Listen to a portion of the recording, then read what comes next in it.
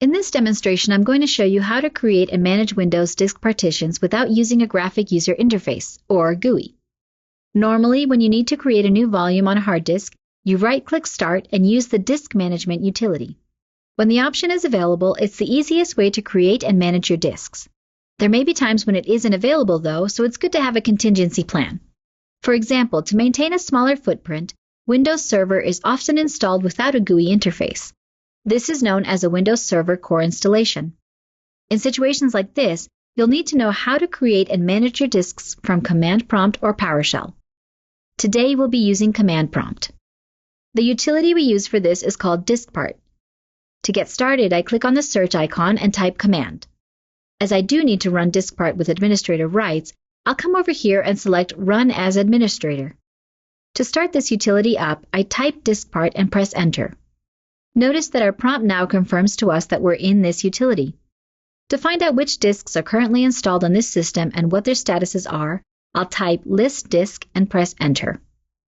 From the results shown, you can see that I have 3 installed, Disk 0, 1, and 2. Disk 0 is the drive where the operating system was installed and only has a small amount of free or unallocated space available. But Disks 1 and 2 each have 127 gigabytes of free space, so they're good candidates for creating new partitions. Before doing that, note that for some reason Disk 1 is offline. Okay, let's start by creating a simple MBR partition on Disk 1. To do that, I first have to let DiskPart know which disk I want to use, so I'll type select Disk 1, and it tells me that Disk 1 is now the selected disk. But as we saw when we ran the list disk command, Disk 1 is offline. To rectify that, I'll type online disk and press Enter. With the disk selected and online, I'm ready to create a partition. I now need to specify which partitioning style I want to use, the master boot record, or MBR, or the GUID partition table, or GPT. Since I want this first partition to use MBR, I'll type Convert MBR and press Enter. Now we see that Disk 1 has been successfully converted to use the MBR partitioning format. With that out of the way, our next task is to create a primary partition. To do that, I type Create Partition Primary and press Enter. Great! Our partition was created. Keep in mind that because we didn't specify a custom partition size, DiskPart used the entire disk. At this point, I want to format that partition with a file system, which will allow me to save data. Because it's possible for a disk to have multiple partitions defined, we need to tell DiskPart the partition that we want to format. To see a list of partitions here, I type List Partition and press Enter. And we see that there's only one. To format this partition, I need to specify the file system to use and the format type. We do this with another command. The FS option lets us specify the type of file system to use, which is NTFS in this case. The label option lets us name the new volume data, and the quick option specifies that we want to use a quick format. Now when I press Enter, the partition is formatted. The last thing we need to do is assign a drive letter to our new volume so that we can access it. We do this by typing Assign Letter, followed by the drive letter we want to assign. Since the letter C is being used by Disk 0 and the letter D is being used by the DVD drive, I'll use the next available drive letter, E.